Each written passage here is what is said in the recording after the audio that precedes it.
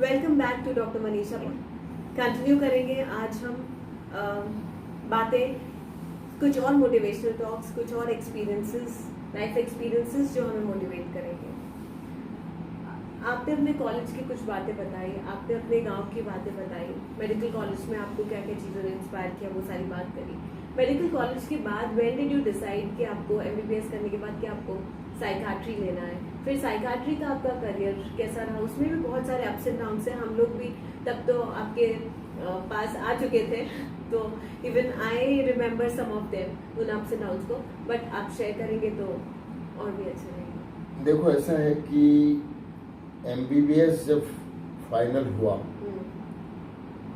और मेरा रिजल्ट आया फाइनल एमबीबीएस का, उस दिन मैं सीकर में था, जो हमारे चिराना गांव से 30 किलोमीटर दूर, और वहां मुझे पता चला तो सबसे पहले मैंने दादाजी को टेलीफोन किया। उस समय फोन की सुविधा थोड़ी बेहतर हो गई थी कि मेरा रिजल्ट आ गया, मैं पास हो गया, कि ठीक है घर आ जाओ। घर पहुंचा मैं, तो उन्होंने कहा आज मैं तेरे को एक ऐसी चीज भेंट में दूंगा कि जीवन भर याद रहे। तो मैंने सोचा शायद मुझे मोटरसाइकिल मिल जाएगी, क्योंकि उस समय फाइनल एमबीबीएस तक मेरे पास साइकिल थी। हाँ। और साइकिल पर ही मैं 8 किलो नहीं, तो फिर तो हॉस्टल में रहने लग गया था। हाँ। लेकिन हॉस्टल में साइकिल रखता था, जिससे कभी मेरी बुआ जी के यहाँ जाना हो गली पार्क में, या मुझे और कहीं जाना हो, बाजार जाना हो, तो अपना साइकिल से, और साइकिल रखना उस समय अच्छा था। क्यों? अब तो साइकिल्स का महत्व खाली हेल्थ के लिए रह गया है। तो मैं गया गांव, तो प्रणाम किया। उन्होंने कहा याद कर, एक तेरे को श्लोक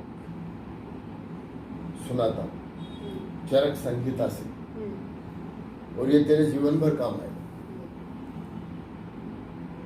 प्रकांड विद्वान थे संस्कृत के वो, बताओ। क्वचित मैत्री, क्वचित यशम, क्वचित धनम, कि तुम जब मेडिसिन की प्रैक्टिस करोगे तो कहीं तो क्वचित मैत्री, कुछ लोग तुम्हारे मित्र बन जाएंगे। क्वचित यशम, गरीब लोगों का इलाज करोगे तो तुम्हें यश मिलेगा। क्वचित धर्म है, कुछ लोग यश भी नहीं देते, लेकिन उनकी सेवा करके तुम्हें धर्म होगा। गरीबों की सेवा करके वो तुम्हें विकास में मदद करेगा।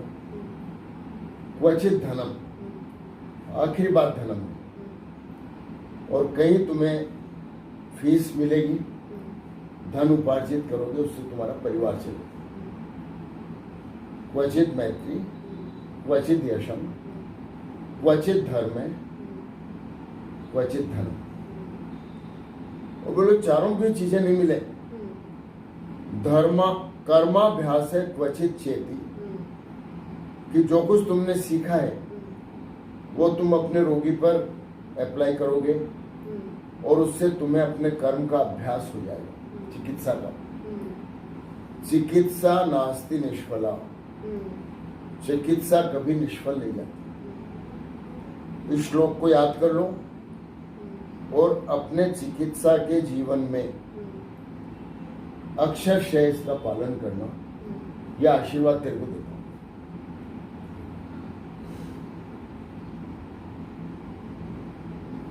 मैंने अक्षरशः उसका पालन किया।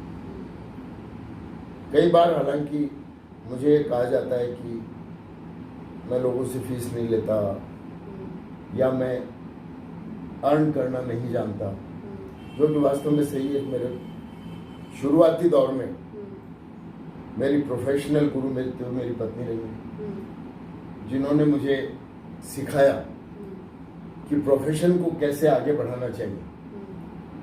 Rajshree has been a great help, क्योंकि 1973 में मैंने MBBS किया, 74 में इंटर्नशिप की, 75 में हमारी शादी हो गई थी।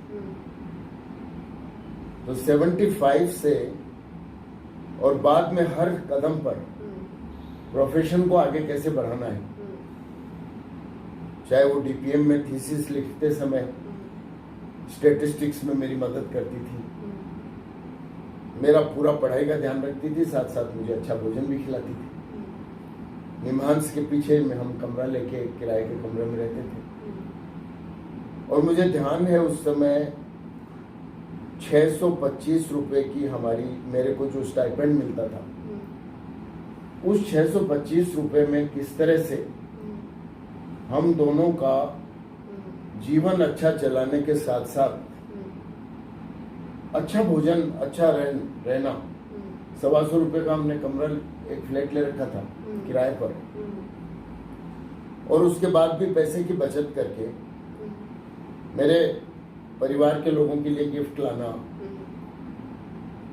हमारी पहली एनिवर्सरी पर मुझे अच्छी तरह ध्यान है कि सोना 500 रुपए प्रति तोला था, 500 रुपीज, और मैंने उनके लिए बड़ी मुश्किल से एक चैन खरीदी, बड़ी मुश्किल से खरीदी, क्योंकि इतना रुपया मेरे जीवन में एक साथ कभी खर्च नहीं किया था। 225 रुपए तो स्टाइपेंड या इंटर्नशिप में मिलता था जब मैं इंटर्नशिप कर रहा था, फिर भी कम पैसे में गुजारा, अच्छा गुजारा, और हर स्टेज पर she help me to grow. समझा? यहाँ 1974 में एंड में इंटर्नशिप खत्म हुई हमारी, अप्रैल में इंटर्नशिप खत्म हुई थी, और अप्रैल से दिसंबर 74 तक मैंने यहाँ रेजिडेंसी की थी। तो सिलेक्शन की बात आई, मनोचिकित्सा के प्रति एक कलंकित भावना, स्टिग्मा आसपास के लोगों में तो था ही, मेरा चॉइस सब्जेक्ट था, क्योंकि मेरा थोड़ा लिटरेचर में भी इंटरेस्ट था, मैं लिटरेरी सेक्रेटरी था, पोइट्री भी लिखता था, और चीजें भी लिखता था, अखबारों में भी लिखता था। माननीय कुलिश जी जो राजस्थान पत्रिका के संपादक थे, और उस समय छोटा सा अखबार था पत्रिका, वो मेरे शुभ चिंतकों में से थे, और बड़ा मित्रवत और भ्रातृवत भाई जैसा व्यवहार रखते थे। सेनेट के मेंबर के बतौर जब भी मैं उनके पास गया, मैंने उनको जाके कहा कि मैं सेनेट का मेंबर बन गया हूँ, इलेक्ट हो गया हूँ, बोले जा तेरा फोटो लेके आओ।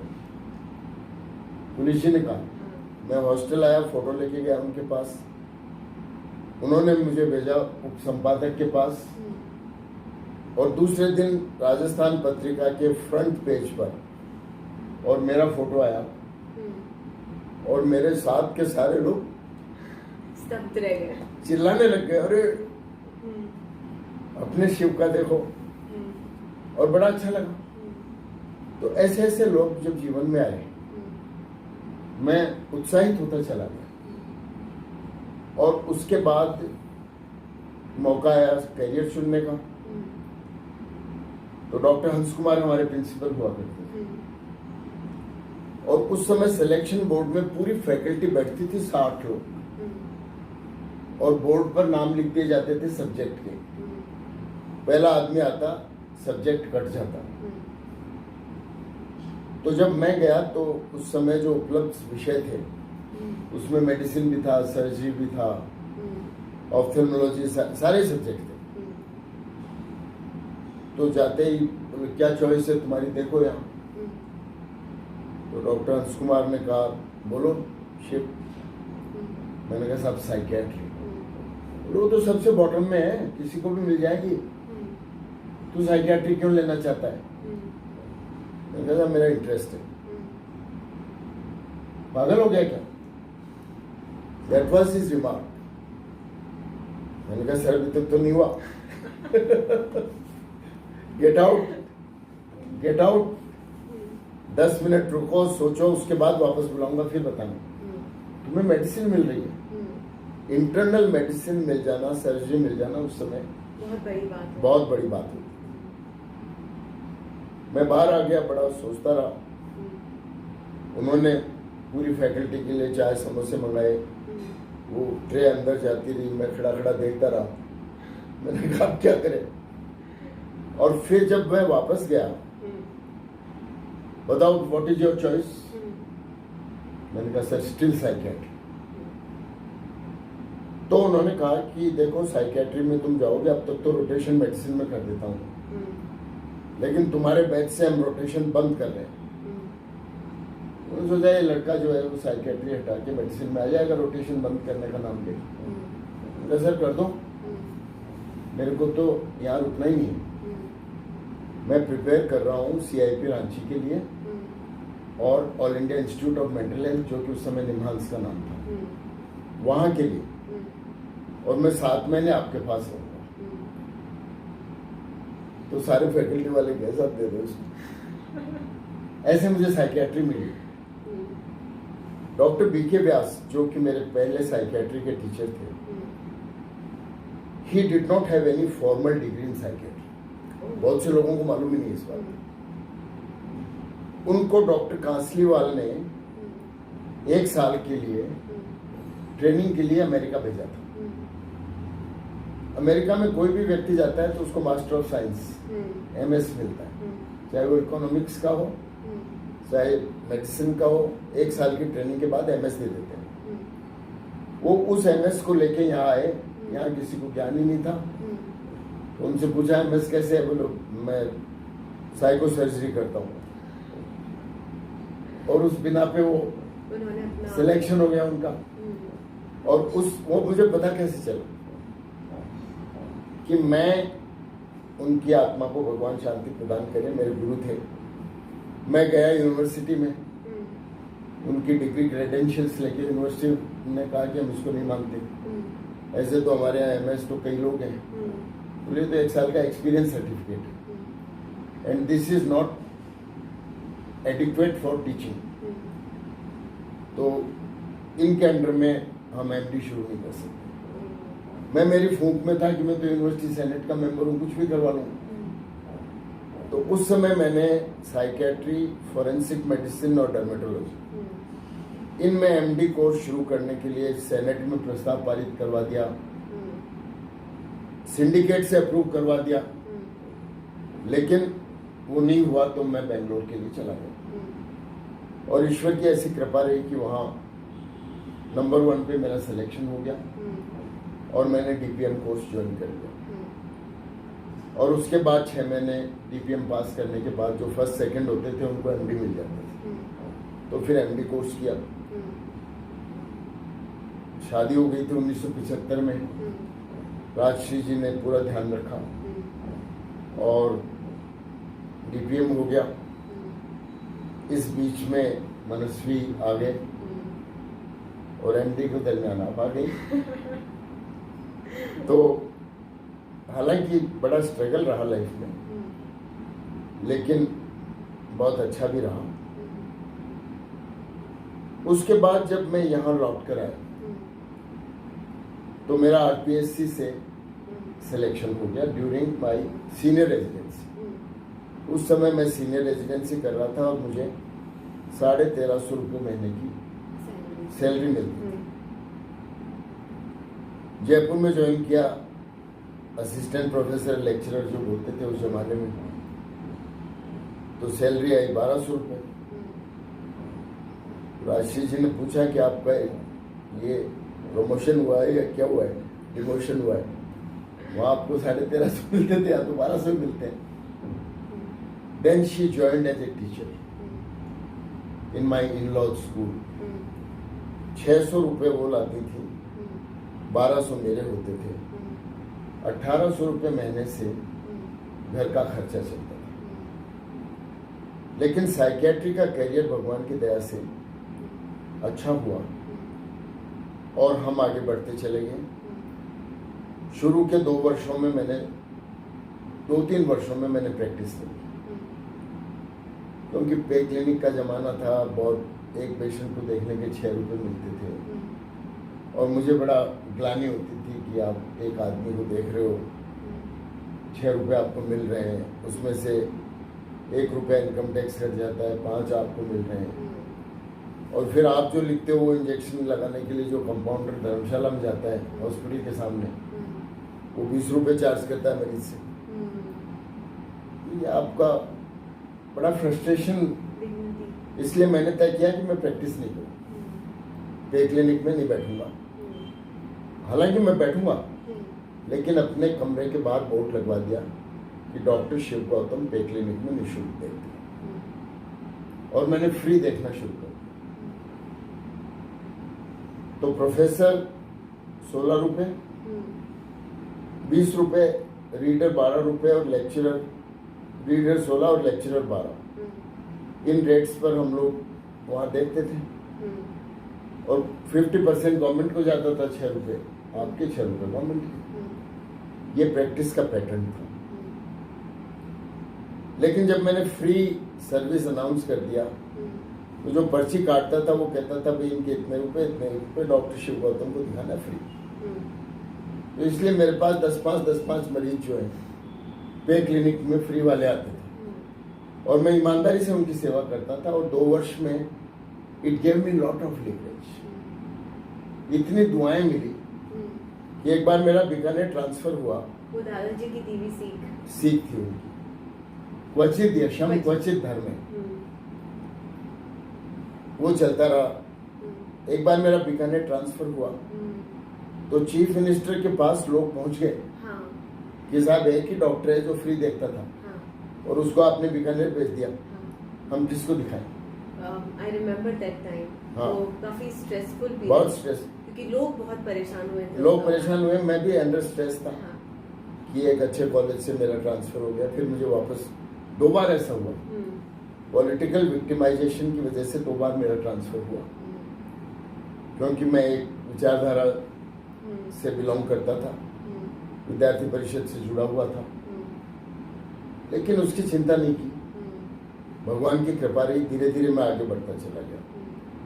साइकियाट्री विषय के प्रति इतना ज्यादा स्टिग्मा था कि आपको याद होगा, आप लोग जब बच्चे थे, कोई अच्छे परिवारों के लोग मेरे को घर पे दिखाने के लिए आते थे। बिल्कुल ध्यान है। तो अचरोल हाउस के पास जाके अपनी गाड़ी पार्क करते थे, आधा किलोमीटर दूर, घर से करीबन आधा किलोमीटर, और चुपचाप छुप छुपाते देखते हुए कि हमें डॉक्टर साहब के पास जाते हुए कोई देख न ले। और वो आके अपने मरीज को दिखाते थे, फिर पर्चा लिखवा के ले जाते थे। मैं उनकी सेवा करता था। उस स्टेज से साइकियाट्री को और बहुत सारे प्रयोग किए। नेशनल मेंटल हेल्थ प्रोग्राम आया, उसका भी मैं फाउंडर मीटिंग में गया था। आगे बढ़ते चले गए, और अब ईश्वर की ऐसी कृपा है कि ओपीडी में आके 150 की लाइन लग जाती है, और किसी को कोई स्टिग्मा महसूस नहीं होता। हाँ, आपके मुझे बिल्कुल ध्यान है कि जब आप खुद स्टूडेंट थे, उसके बाद थोड़ा थोड़ा कुछ ऐसा ध्यान है कि एमडी की सीट्स जब नहीं हुआ करती थी, तो आपने कितना हॉस्पिटल के लिए, एमडी की सीट्स के लिए फाइट किया था। हॉस्पिटल की जमीन, साइकाट्रिक सेंटर की जमीन, काफी सारी जमीन बाद में वो चली गई।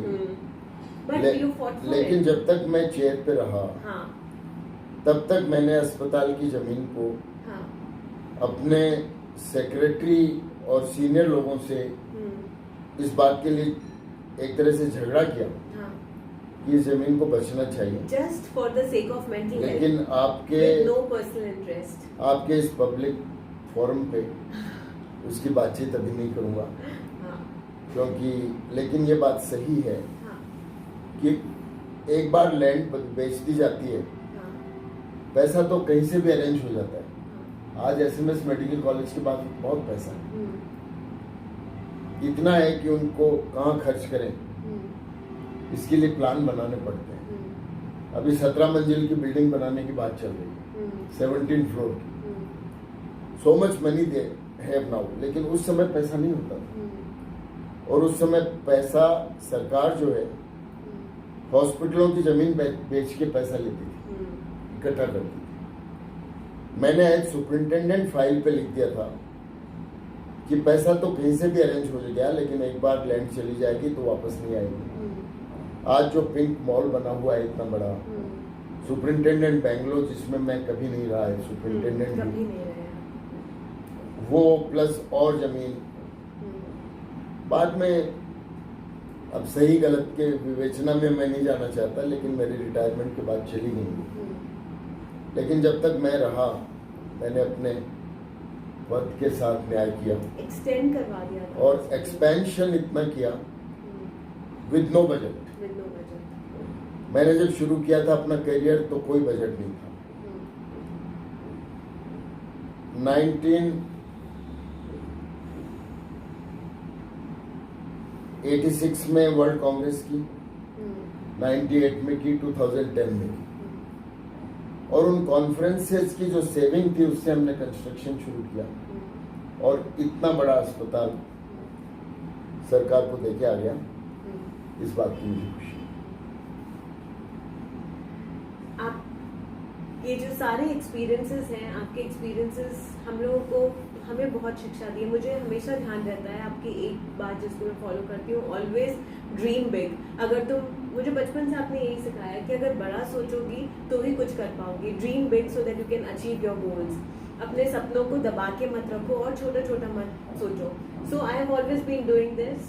आप बट ड्रीम रियलिस्टिक, ये भी साथ साथ मैं कहता हूँ। हाँ बिल्कुल, क्योंकि आप जंप लगाते हैं ना, हाँ, तो आपकी क्षमता 6 मीटर की है, हाँ, तो 8 तक का तो आप सोचिए, हाँ, लेकिन 16 का मत सोचिए। हाँ, एक बार 16 का सोचेंगे और इतना बड़ा जंप लगाने की कोशिश करेंगे तो निराशा हाथ लगेगी। हाँ, लेकिन 8 की कोशिश करेंगे तो 7 तक पहुंचेंगे। हाँ, लेकिन अगर आप सोचेंगे ही नहीं तो कहीं भी नहीं पहुंचेंगे। So dream big and dream realistic. Dream realistic.